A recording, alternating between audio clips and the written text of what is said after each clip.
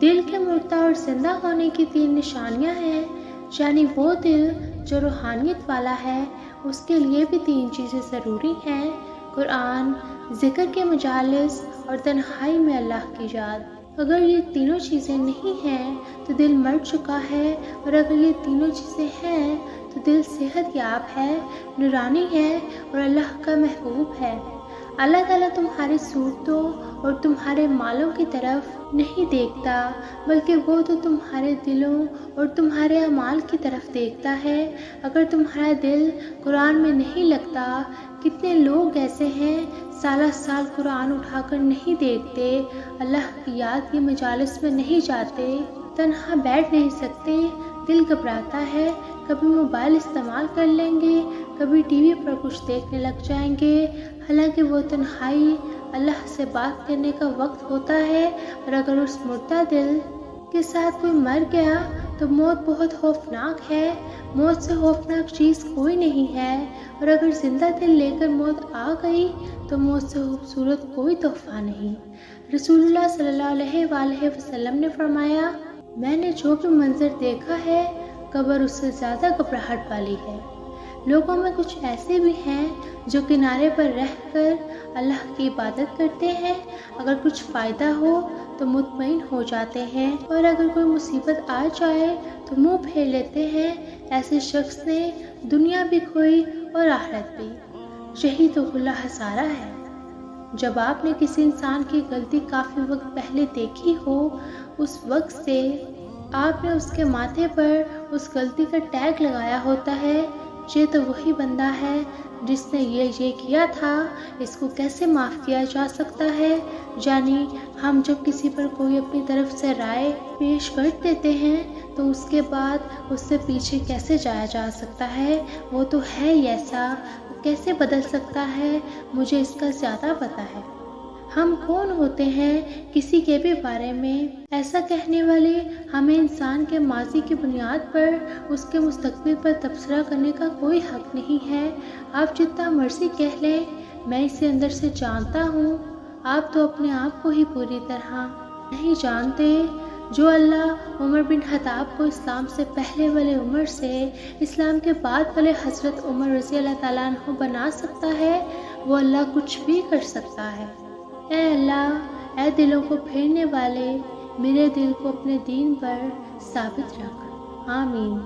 باتوں سے لوگ نہیں بدلتے، تقریروں سے لوگ نہیں بدلتے، نصیحت سے لوگ نہیں بدلتے، اللہ تعالیٰ کے کہنے کن سے بدلتے ہیں۔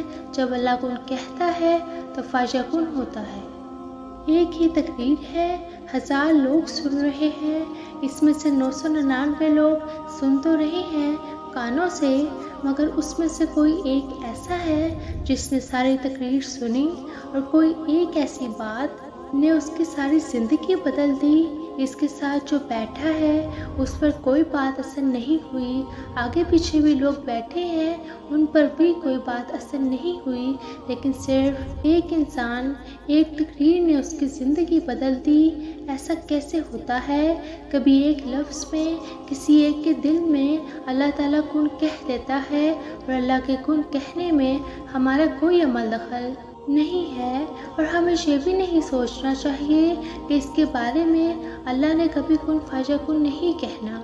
ہمارا حق نہیں ہے یہ دروازہ بند کرنا۔ حضرت موسیٰ علیہ السلام نے جس راستے سے دریا پار کیا، فرعون اسی راستے پر غرق ہوا۔ راستے نہیں، راہ پر بچاتے ہیں۔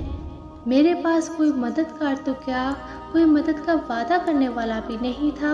پھر قرآن کھولا تو اللہ پاک وعدہ کر رہے تھے، ہر تنگی میں فراہی ہے، اور آنکھوں سے آنسو جاری ہو گئے۔ بے شک اللہ اپنے بندوں کو کبھی تنہا نہیں چھوڑتا۔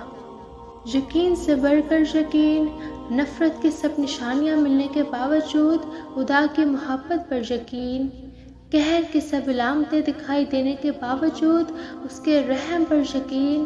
ہماری بیماری کبھی ٹھیک نہیں ہو سکتی، ساری دنیا کے کہنے کے باوجود اس کی شفا پر یقین۔ جو زمین سے نہیں ہوتا وہ آسمان سے ہوتا ہے، صرف رب کے حکم سے ہوتا ہے، اس شہادت پر یقین۔ اس دنیا میں جو کچھ بھی کسی کو ملا ہے سوائے دنیا کے ساز و سامان کے، اس کی کوئی حقیقت نہیں ہے۔ اس دنیا کی کسی شے کے لیے نگاہوں میں عظمت، اس کی کوئی محبت، اس کے لیے کوئی طلب پیدا ہو جائے تو یہ دین کی جدوجہد کے لیے پہلا قدم بھی نہیں اٹھے گا، کیونکہ اللہ کی نگاہ میں اس دنیا کی حیثیت مچھر کے پر کے برابر بھی نہیں ہے۔